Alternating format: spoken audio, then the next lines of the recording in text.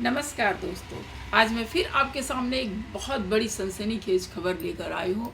जी हाँ, ये तो बोलते ना सौरभ और क्या नाम था, मुस्कान। सौरभ और मुस्कान की भी अम्मा निकली। ठीक है, पता नहीं ये दुनिया में क्या हो रहा है जो इतनी हत्याकांड हो रहे। पत्नी पता नहीं पति को क्यों मार रही है। तो इसी तरह से भिवानी की एक घटना सामने आई है जो 26 मार्च 2025 को घटी है। जी हाँ, डेट याद रखिएगा। तो ये जो रवीना होती है, पहले ये इंस्टाग्राम में अपनी रील बनाकर डाला करती थी, डांस वगैरह करते रहती थी और इस तरह से करती थी। फिर अचानक उसकी शादी हो जाती है। तो ये जो कहानी है ना, एक ट्रायंगल लव है, यानी कि एक तरफ पति है तो एक तरफ प्रेमी है, रवीना बीच में है। तो चलिए इस कहानी में आखिर में होता क्यों क्यों रवीना अपने पति को मार देती है, इसके बारे में जानने के लिए हमारे चैनल को लाइक शेयर सब्सक्राइब जरूर कीजिएगा और कमेंट करके बताइएगा कि आपको हमारा आज का टॉपिक कैसा लगा। तो चलिए समय वेस्ट ना करते हम कहानी को आगे बढ़ाते हैं, यानी कि सच्ची घटना मैं आज आपको बता रही हूँ। तो एक घटना है भिवानी की रवीना की, जो अब जो है एक यूट्यूबर बन चुकी है। ठीक है, तो इसकी शादी हो जाती है एक लड़के से, प्रवीण से। तो ये पहले तो इंस्टाग्राम में रील बनाकर डांस वगैरह वीडियो डालकर बनाया करती थी। फिर प्रवीण का ही एक दोस्त होता है सुरेश, वो क्या करता है, वो यूट्यूब में वीडियो बनाता है, तो इसके घर आता जाता रहता था। फिर वो कहता है कि भाभी एक काम करो, आप इंस्टा में बनाने से अच्छा है कि यूट्यूब में अपना चैनल बना लो और वीडियो डाला कर, उसमें ज़्यादा पैसे आएंगे। तो रवीना सोचती है सही बात है कि मैं भी पैसे कमाने लगूंगी। फिर वो क्या करती है, अपना यूट्यूब में एक चैनल खोल लेती है और उसमें कुछ कुछ अपना डांस वगैरह की वीडियो डाला करती है। तो फिर एक दिन क्या होता है, और सुरेश जो है इसकी वीडियो की एडिटिंग वगैरह वो करते रहता है, वो भी आकर के इसकी वीडियो बनाता है। ऐसे धीरे धीरे दोनों क्या होता है, आपस में अट्रैक्ट हो जाते हैं एक दूसरे का। इसके बाद सुरेश कहता है कि भाभी एक काम करो, आपकी वीडियो बनाकर मैं अपने चैनल में डाल के आपका प्रमोट कर दूँ, इससे आपके सब्सक्राइबर बढ़ जाएंगे, व्यू भी बढ़ जाएंगे। रवीना कहती है अच्छी बात है, तो क्योंकि वो एक लालची महिला थी, उसे तो पैसे कमाने थे। तो फिर इस तरह से क्या होता है, धीरे धीरे इन लोग दोनों आपस में मिलते जुलते रहते हैं। तो उसके पति को ये चीज़ अच्छा नहीं लगता। फिर वो कहता है कि मैंने इस तरह से अगर करोगे तो समाज के लोग हंसेंगे हमें, तुम उसके साथ दूर रहो।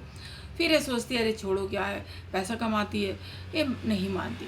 एक दिन क्या होता है, 25 तारीख को उसका पति जो है आता है पी करके और घर में झगड़ा करता है और कहता है कि तुम्हें इस तरह की वीडियो नहीं बनानी है, और वो मना करता है रवीना को वीडियो बनाने से।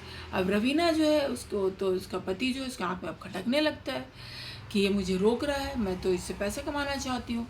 फिर वो दिमाग में, उसके सातिर दिमाग में चलने लग जाती है कि अब मैं इसे अपने रास्ते से कैसे हटाऊँ। फिर 26 तारीख के दिन क्या होता है कि प्रवीण जो है बाहर गया होता है, तब तक में सुरेश इसके घर में आ जाता है और रवीना और सुरेश आपस में गलत संबंध बना रहे थे। तभी क्या होता है, उसी बीच प्रवीण जो है घर पे आ जाता है। अब वो देख लेता है कि बहुत बुरी अवस्था में इन दोनों को। अब कोई भी पति हो, जाहिर सी बात है उसे गुस्सा लगेगा ही कि उसकी पत्नी किसी गैर मर्द के साथ अगर संबंध बनाती हो। तो वो काफ़ी चिल्लाना शुरू करता है कि ये तुम क्या कर रही हो, सब ठीक ठाक बात नहीं है।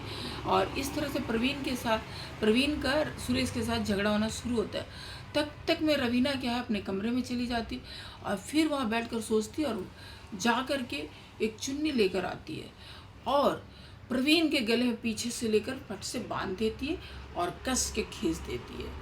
कस के खींचती, जब तक प्रवीण का प्राण न निकल जाए वो उसे खींच के रखती है और उसके बाद प्रवीण फिर वहीं पे ख़त्म हो जाता है, क्योंकि उसकी सांस बंद हो जाती है। दुपट्टे इतनी ज़ोर से गले में बांध कर वो खींचती है। और देखिए मज़े की बात, उतना होने के बाद भी इन लोगों का मन नहीं भरा, मार करके वहीं पर लाश है और ये दोनों फिर से अपने काम पे लग गए, यानी कि गलत संबंध बनाने लग गए। उसके बाद जब रात हुई, लोग सोचने लगे अब ये लाश का करे तो क्या करे। फिर इन लोगों ने सोचा क्यों ना इसे कहीं दूर जाके फेंक दें, और फिर ये लोग एक बाइक लेते हैं और बीच में उसे एक कंबल उड़ाकर लाश को, और आगे वो लड़का चलाता है सुरेश, फिर प्रवीण की बॉडी होती है, फिर रवीना पीछे बैठी होती है। रात को 11-12-1 बजे के आसपास जब सब लोग सो गए होते हैं, तब ये लोग बाइक से ले जाकर और गांव से बाहर एक नाले में फेंक देते हैं, फेंक करके आ जाते हैं। और फिर सुरेश अपने घर चला जाता है और रवीना अपने घर में रहती है और सुबह उठकर एक ड्रामा करना शुरू कर देती है। कहते हैं ना मेलो ड्रामा जो लेडीज़ की होती है, और रोना धोना शुरू कर देती है कि रात को प्रवीण जो है मुझसे लड़ाई किया और घर छोड़कर चला गया, पता नहीं कहाँ चला गया, फलना ढकना जो भी था करके रोना धोना ड्रामा शुरू कर दिया। अब सब लोग भी सदमे में आ गए, कहाँ है, कहाँ चला गया। सब लोग ढूंढने लग गए कहाँ है। फिर पुलिस में रिपोर्ट लिखाई तो 26 की रात को फेंके, 27 को चिल्लाना शुरू, 28 तारीख के दिन नाले के पास से एक व्यक्ति जा रहा था, उसकी हाथ बाहर रह गई थी, तो व्यक्ति की नज़र जो है उस हाथ पर पड़ी, तो व्यक्ति उस नाले के सामने जाता है कि अरे हाथ किसका है, और वो फिर देखता है तो देखता क्या है कि एक आदमी नाले में डूबा हुआ है। फिर वो तुरंत पुलिस को खबर करता है कि इस जगह पर एक आदमी की बॉडी जो है नाले में पड़ी हुई है। फिर पुलिस जो है वहाँ जाती है, और पुलिस को तो पहले से एक गुमशुदा की रिपोर्ट लिखाई हुई थी एक दिन पहले, तो फिर पुलिस जा कर के वहाँ पर उसे लेकर आती। फिर परिवार वालों को बुलाया जाता है उसे शिनाख्त करने के लिए, तो उसके प्रवीण के चाचा वगैरह सब जाते हैं, तो देखते हैं कि सही में तो उसका ही बॉडी है। फिर उसे की पोस्टमार्टम होती है और उसके बाद उसका दाह संस्कार कर दिया जाता है। और अभी पुलिस छानबीन कर ही रही थी, तब तक में जो उसके परिवार वाले उसके चाचा वगैरह को शक होता है कि आखिर प्रवीण की जो बॉडी थी नाले में कैसे गई थी।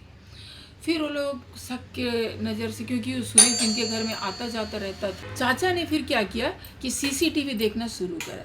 तो जब सीसीटीवी में देखते हैं तो प्रवीण तो घर में आते दिखाई देता है, लेकिन वो जाते हुए नहीं दिखाई देता है।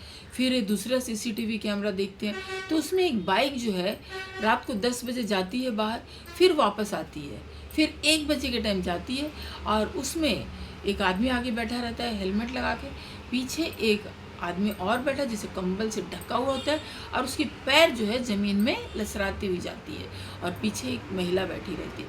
फिर ये सीसीटीवी फुटेज को जो है उसके चाचा पुलिस को देते हैं। पुलिस जब उसे और अच्छे से देखती है तो पता चलता है कि वो रवीना है, और बीच में प्रवीण की लाश है, और आगे जो है एक लड़का बैठा हुआ है। तब जाके वो फिर पुलिस जो है रवीना को बुलाती है, फिर पूछताछ किया जाता है। फिर जब सख्ती से पूछा जाता है तब रवीना जो है सब कुछ बताती है कि हाँ ऐसी ऐसी वारदात हुई थी और मैंने उसे ख़त्म कर दिया। अब पुलिस जो है इस पर कार्रवाई कर रही है। 25 मार्च 2025 को एक यूट्यूबर ने इस तरह से अपने पति को मौत के घाट उतार दिया। तो आप देख रहे हैं कि समाज में किस तरह की ये जो चलन हो रही है कि महिला जो है अक्सर पत्नी जो है पति की हत्या कर दे रहा है, किसी न किसी तरीके से हत्या कर दे रहा है अपने बॉयफ्रेंड की वजह से। तो हमारा ये वीडियो बनाने का मकसद किसी की भावनाओं को ठेस पहुंचाने नहीं, बल्कि समाज में हो रहे इस तरह के अत्याचार से आप लोगों को अवगत कराना था। अब आप लोग बताएंगे कि रवीना को किस तरह की सज़ा मिलनी चाहिए, कमेंट करके ज़रूर बताइएगा। और अगर आज का हमारा टॉपिक अच्छा लगता है तो प्लीज़ लाइक शेयर सब्सक्राइब जरूर कीजिएगा। धन्यवाद।